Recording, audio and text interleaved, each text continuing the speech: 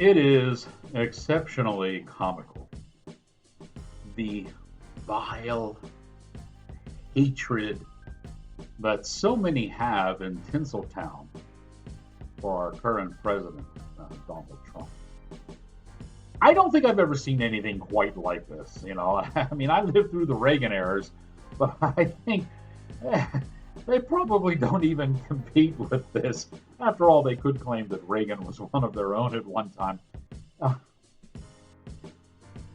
their attempt to humiliate, lambaste, and generally bash this man and his administration is so immersed into their souls that they actually end up shooting themselves in the foot. And that's exactly what happens with tonight's movie. A cinematic class is about to begin. Your professor is in.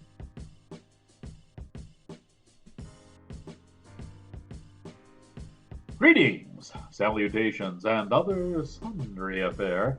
I am your cinematic professor and purveyor of truth in movies. Tonight's lesson plan is a women-driven film called Darkness in Tenement 45. Now, when I say women-driven, I mean sincerely. There's about 78% of the cast and crew of this film are women. And I've got to tell you something. Outside of, maybe just a few slow spots, which is typical for any film, this movie is put together pretty well. So, ladies, tip of the hat. When you do a good job, I'll let you know. This is kind of enjoyable, and I laughed at the way it happened. Now, before we get kind of crazy on this, let me throw out the lady's name for you. Nicole Grotten, like the city in Connecticut, is the writer and director, and she has put this thing together. And it's a story that ties directly into what is happening today, except this happens back in 1953. We are in the, I think we're just in the years post-war, and we're in the Cold War, and everyone is afraid of Russia. Now, some of you may be as old as me and maybe lived through that time, and we know that this was a very, very, very serious threat. People were building bomb shelters in their homes, and there was a direct fear of the Soviets. And this movie takes advantage of that. Well, right after Harry Truman, and they're afraid of World War III. In fact, they're afraid that Harry Truman is going to start World War III, and the movie opens up with a bunch of headlines from different publications talking about how the Soviets have bioweapons, biochemical weapons, kind of like the Chinese over in Wuhan laboratory, kind of unleashed on the world just recently. Yeah, and they're afraid everyone is going to die. And there are a group of people within one little tenement in New York City that take this to the extreme.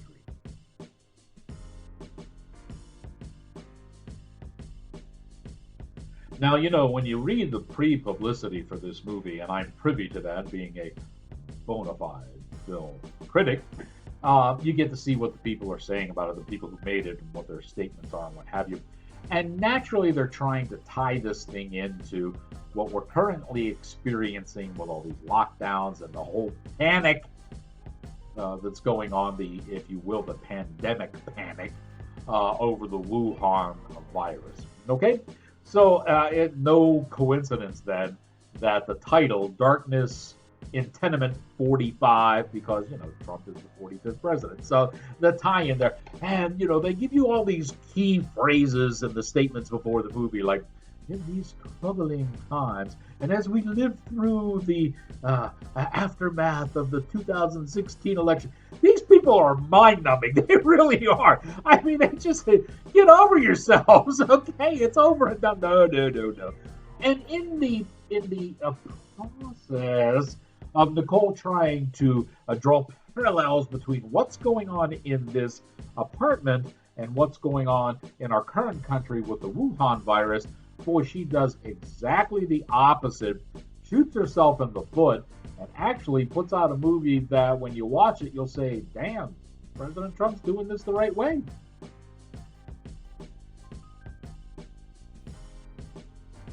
So let me give you some of the people involved in this. Nicole Tompkins is our main protagonist. She plays Joanna. She is in this movie as one of the people trapped in the tenement. And she has a bit of a dark side, a little bit of a mental problem here where she's one of these cutters, okay? So she doesn't think well of herself or what have you. She has some mental problems. Martha is the lady who rules the roost, if you will, and she's played by Casey Kramer. She does a nice job in this. You really just want to punch her lights out.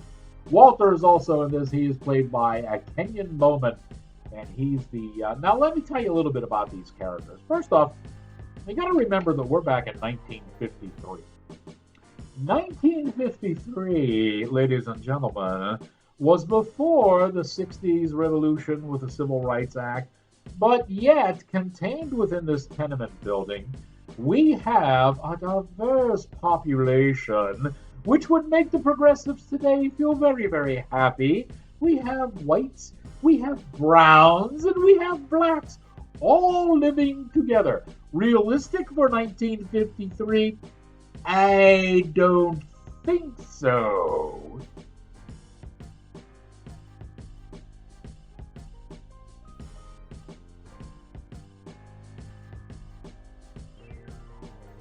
So apparently Truman orders an evacuation of New York City because there is a fear that the Soviets have indeed unleashed a biological weapon. Okay? So these folks are in their tenement building, and they've boarded up the windows and the doors, and they're just staying in there, rationing food. Everyone's afraid to go out. Now, Martha is kind of like the ruler of the roost, so to speak, and she loves this. I mean, this is a fear amongst all the people in this place, and she can rule with an iron fist, and she loves this. And anything that will show that, you know what, maybe we don't have to be stuck in here, oh, she'll quash that immediately because she likes ruling through fear. Now, they were trying to make some analogies here between Martha and Trump, but boy, did they miss the mark. Because it's obvious that Martha is like a lot of the Democratic governors who have shut down and continue to shut down their states. New York, New Jersey, Wisconsin, Michigan, California, our very own Pennsylvania, and Overlord Tom Wolf, who makes some of the most ridiculous. Do you realize, people, that they allowed people to go to the Pittsburgh Steelers game? Only 55 of them this past weekend were allowed to go into the stadium. And you could go up and order yourself a beer, but you could only order a beer if you ordered food, too. What? Yes. If you drink a beer by itself, you could catch the coronavirus. But if you have beer with food, well, then you're safe. This is the kind of mental retardation we have in office, leading us and trying to tell us how to live our lives. Okay, but I digress.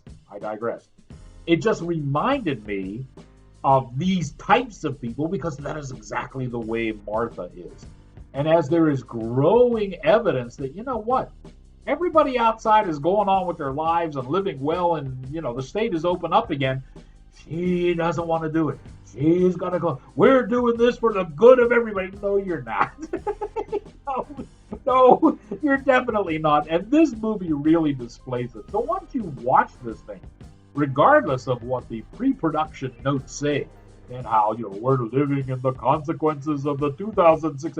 No, you're not. You are slamming all of those progressive, liberal, blue state, if you will, governors who have shut down their states and refuse to open up, and their businesses are going bonkers, and so are their people. And this movie shows it in a fictional, 1953 bio war with Eisenhower that really, never really happened. So, but we get to see all of this anyway, and it really makes for I'm sorry, I said Eisenhower, I meant Truman. It really shows for a very interesting type of depiction of what's going on, and it's very easy to draw the analogies between what's depicted in this movie and what's going on in certain states now with the Chinese Wuhan virus. Now, the problem is, it makes all of those dictator governors look like jackasses.